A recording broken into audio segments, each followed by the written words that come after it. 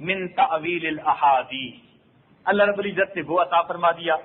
پھر اس کے بعد سلیمان علیہ السلام آئے،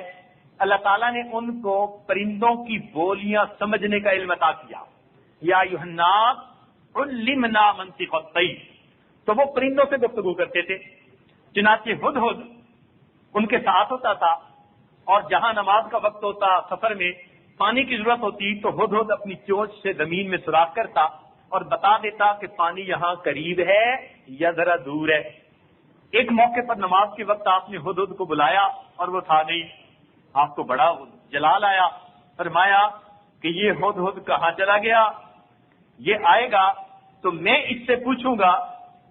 مالی لا ارى الہدہد ام کان من الغائبین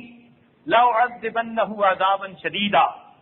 او لأذبحنہ او لیأتینی بسلطان مبین۔ جب آپ نے یہ بات کی فمکث غیر بعید، تھوڑی دیر میں وہ بھی آ گیا۔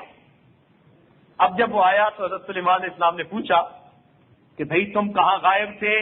وجہ بتاؤ۔ تو ہدہد آگے سے جواب دینے لگا، کہنے لگا احطت بما لم تحط به وجئتک من سبأ بنبأ یقین۔ قوم سبا تھی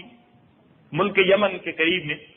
تو وہ وہاں گیا تھا اور وہاں کے حالات کا علم اسے ہوا، تو وہ واپس آ کر بتانے لگا۔ اب دیکھیے ہدہد پرندے کی کیا اوقات ہے، مٹھی میں آنے والا جاندار،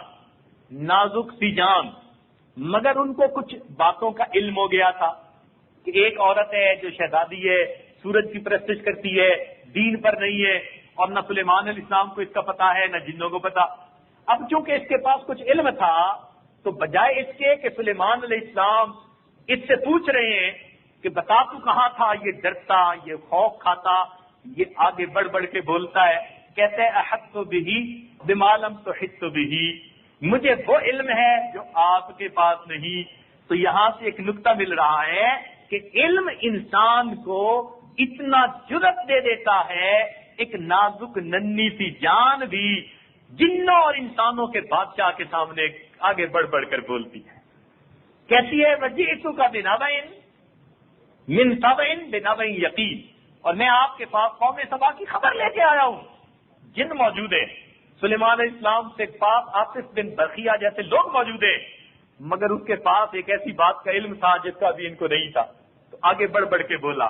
یہ علم وہ چیز ہے کہ جو انسان کو دنیا کے اندر اتنا معزز بنا دیتی ہے کہ ایک پرندے کو سلیمان علیہ السلام کے دربار میں عزتیں مل رہی ہے، بالآخر سلیمان علیہ السلام کو اس کی بات ماننی پڑی، اور آپ اس پر جو ہے آپ نے قدم اٹھایا، اور بالآخر اللہ تعالیٰ نے ملکہ بلقیس کو اسلام قبول کرنے کی